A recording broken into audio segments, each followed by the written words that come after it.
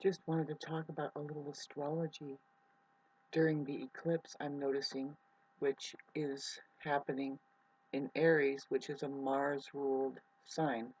So part of astrology is we kind of take a look at what Mars is doing.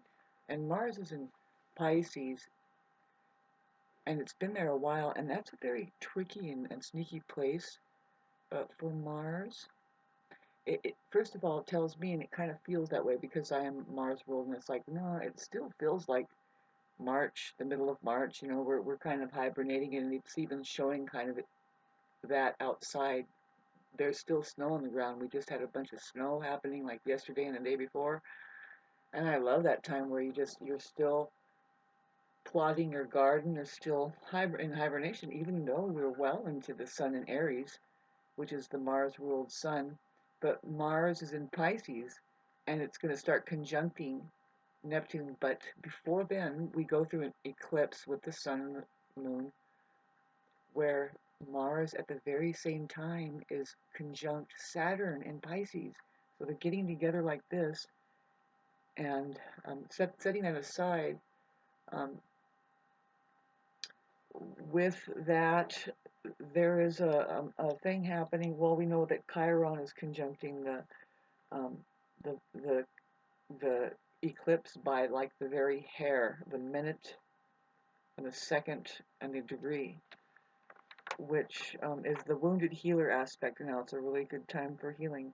But so for me personally, I mean, we're looking at how Mars is going to be trining my Jupiter, and I'm offering up some things. So because I'm Mars ruled, and so it's like, hey, let's look at this in the 12th house, which is kind of the place of dreams, and it's a very controversial place. They don't really talk very good about it. They say, well, it's self-undoing, and really it's just move yourself, yeah, out of your body, get spiritual, let go, and transform yourself.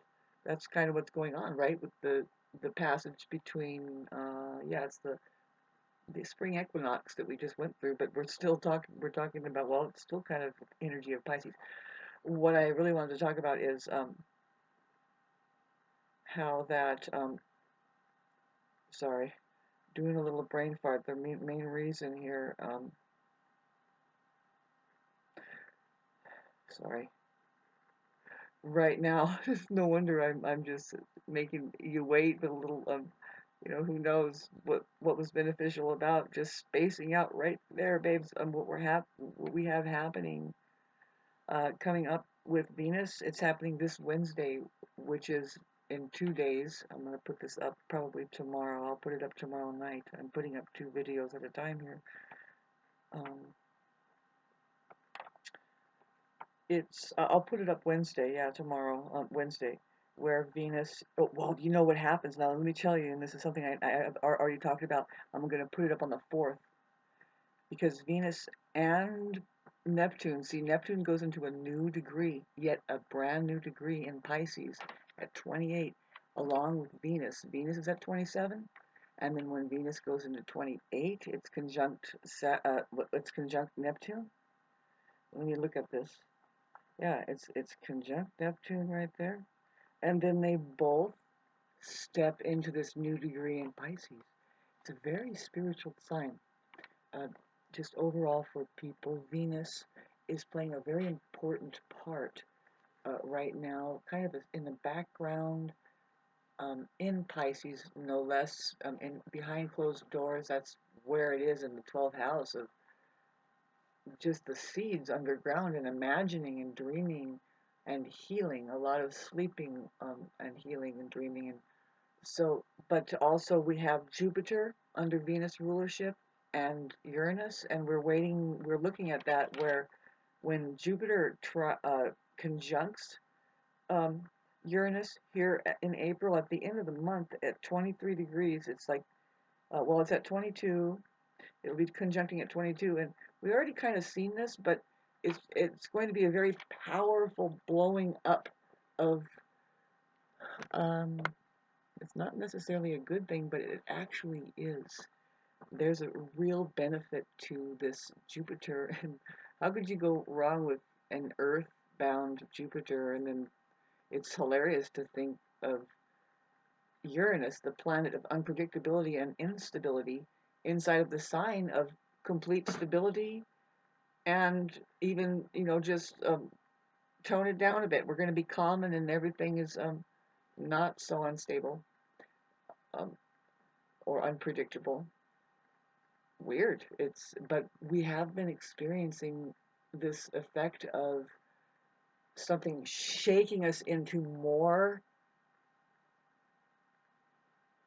calmness, and reducing down into, well, if you're not doing it right, this is really what the call is for, to have a better life, is to let go of the busyness, the really this thought that material wealth and little things that money can buy is going to bring you contentment and fulfillment and satisfaction and happiness in life. You know, what Taurus tells us, really the higher vibrational frequency, is that it's the Buddha. It says we do without. When we're enlightened, we don't gain anything. We actually end up dropping a lot, and we just, with that, you know, the universe is your oyster, so to speak. You're the pearl in the middle that it's working on, and you're like, what next? As long as we have your one bowl, that you're probably using it to wash yourself too, and do everything with it. If you have a spoon, yes, and here comes the food every once in a while, yes. Don't mean to make it that vague, but you know what? In a place where they kind of loosely have it together, which we don't see places that they even have it halfway loosely stranding towards together. People are happily taking care of things if they can. I think so. The children are involved. This means that they have enough stability. The stability part is just, where is the ground can we walk on? Do we have clean water to work with? And can we work the land, and can we just chew our cud in the middle of the day, and not think so much about anything but, hey, this is it? And I'm not saying at all that we don't look at advancements in technology as being beneficial for us. In fact, with that kind of stability and state of mind, it just applies itself in such a way that it continues to um, serve the whole, kind of thing. But that's a state of consciousness that we reach. It's not anything that we're um, waiting. We can't achieve unless that happens. So anyway, so this video, I mean, I'm kind of doing it while we're coming on to this Venus conjunct Neptune. I'm always, it's time to let your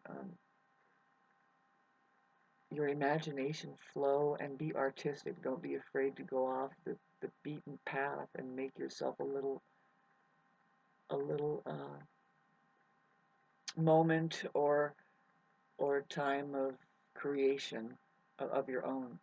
uh, that says, I think that I can go a different way than just the boredom of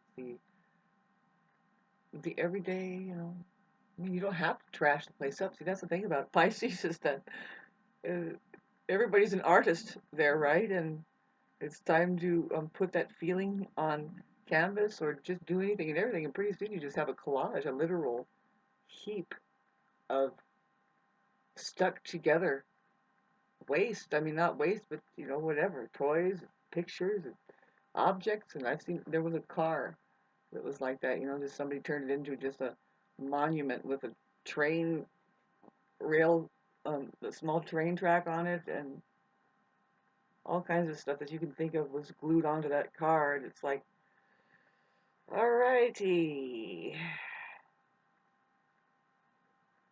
I think I said it in this video. There's a possibility to reach a point where it's like, well, maybe we can do without that a little bit. We notice that the ego's desire just wants to work it up like that, and what does it need? Basically, it's a very basic thing, which is that needs attention. And I say it's rooted in, well, the less and less attention that you are paying, the less and less you're going to get back.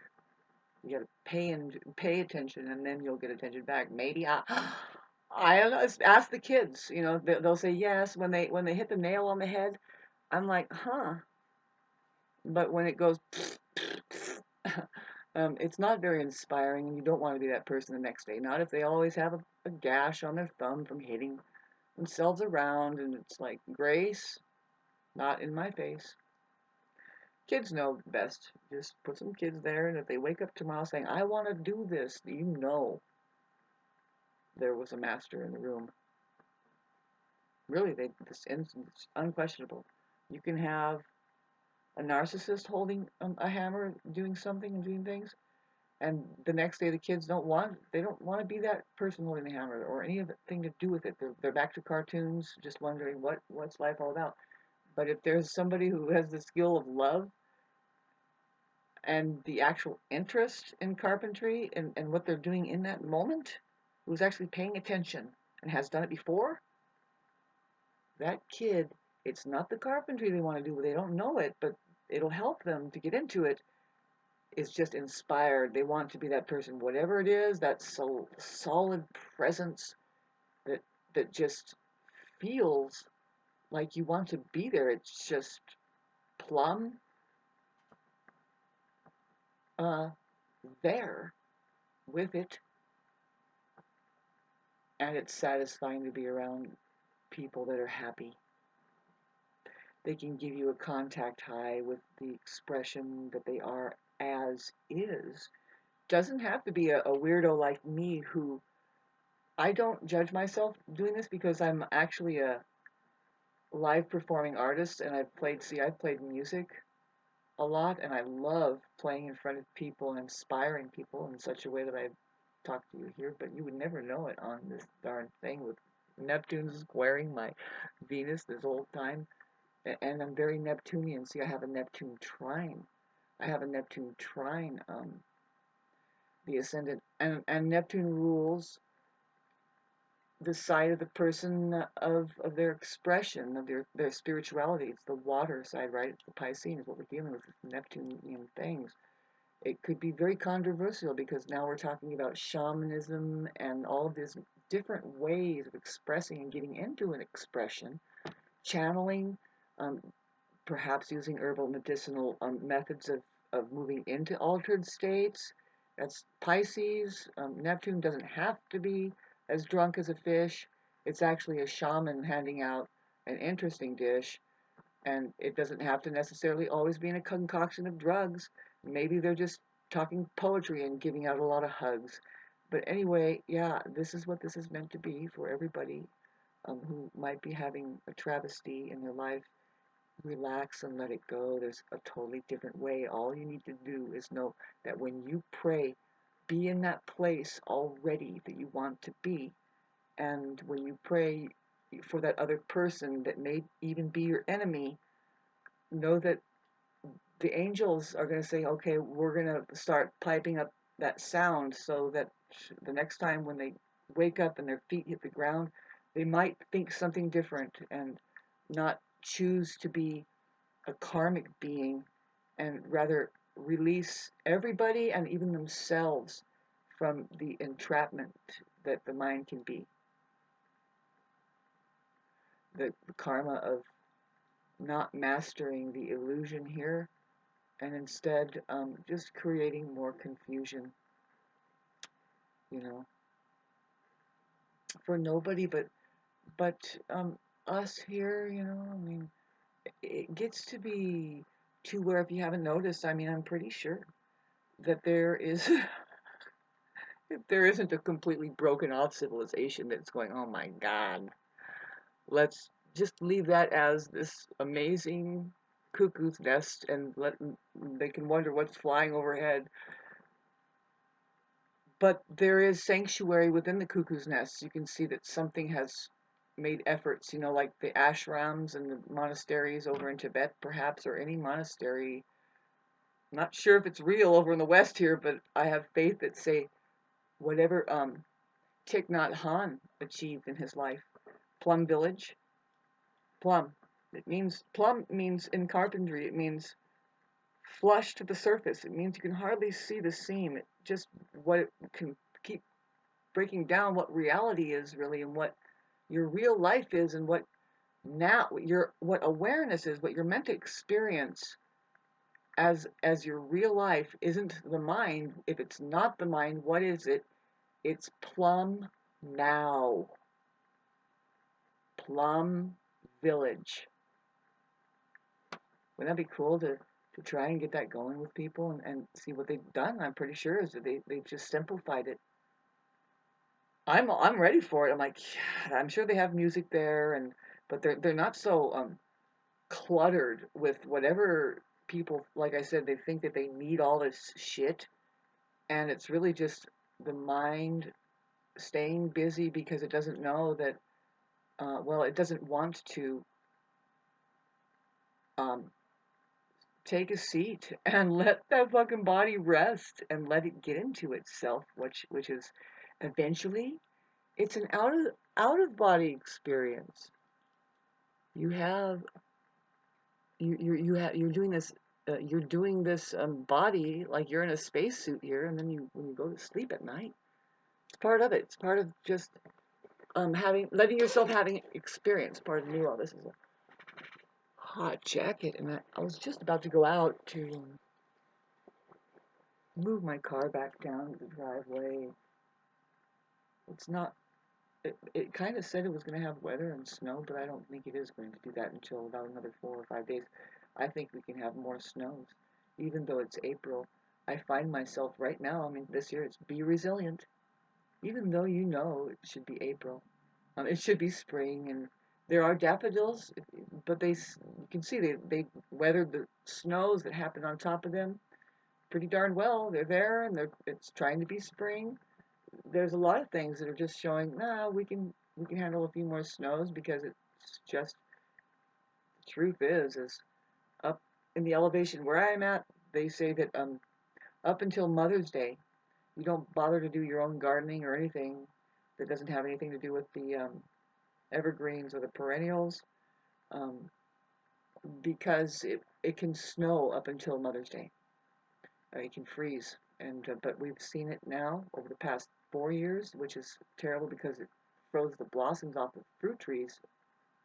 Up until last year, we had fruits, but the last few years before that, there was a freeze and it froze all the blossoms off. And this was after Mother's Day. There was a deep freeze, 3 days in a row. Just nothing would have survived unless you covered it up. And I just have massive plants, really. It could be done. I guess you could tie plastic around it and you can light up, and that's a good idea. See, when you prepare psychologically, I've done it before. Is you set up outside little stove burners that will radiate heat and put plastic around them as much as possible in sections and hope for the best. I mean, it's amazing what little attention and care um, causes later on, the benefit later on. It's just you feel really good about having participated in being there and making a difference somehow. I mean, gosh, if you don't count on the government to provide that experience for you, that's for sure. I mean, you do, but you don't. I mean, really, it's the government who's making everything freeze prematurely. Anyway, have a great uh, polar shift. I guess there's a polar shift that happened and they're not telling us about it, or they told us about it and it was a lie. But thank you for helping me do my astrology more clearly. It's interesting because when in about April on the 4th, we're going to notice a beautiful thing happen, particularly for the Aries, but for all of humanity, the organism itself is going to experience Venus going into Aries. This is after the beautiful thing that Venus is going to be doing with Neptune in Pisces. It's an amazing time to it's a time for healing. You do that through you express yourself through feelings and stuff. It's very important. It's very important to get that out now and really get in touch. Because when Venus moves into Aries, it's like she's putting on her combat gear and she is the tomboy that is going to um, play with the boys. And you can't stop that energy that has love behind it and says, no, you kind of include me as your equal. We're having fun here, or forget it. And really is going to be healing us. Actually, it's a time of regeneration and letting the fire, letting all that heat just melt away. You know, there's a lot of melting away of things, and that's what I'm saying with a little prayer in here earlier. It's just if you do as much as you can, just to, drop it. You know, they could drop it maybe, but you don't expect a narcissist to. You expect them to be worse. You don't expect anything um, great coming from them when you start wanting to separate yourself out from them. It's a fight to be right and also to get as much as they can. But the main thing is, right, they will never admit that, like the high road, there is a peaceful way to just go your own way and admit to yourself, well, I wasn't happy in that relationship or anything like that. They just blame everybody else. Right? They don't even say, well, I was there and I admit I tried to make something work that didn't feel like it could ever work, and it could have gotten dangerous. I don't know. A lot of people are in that position. See, that's what the moon's nodes we are tap dancing on right now is the Libra Aries axis, and I'm not at all interested, but because I've done well to stay out of everybody's hair and even mine about getting enmeshment with people that can only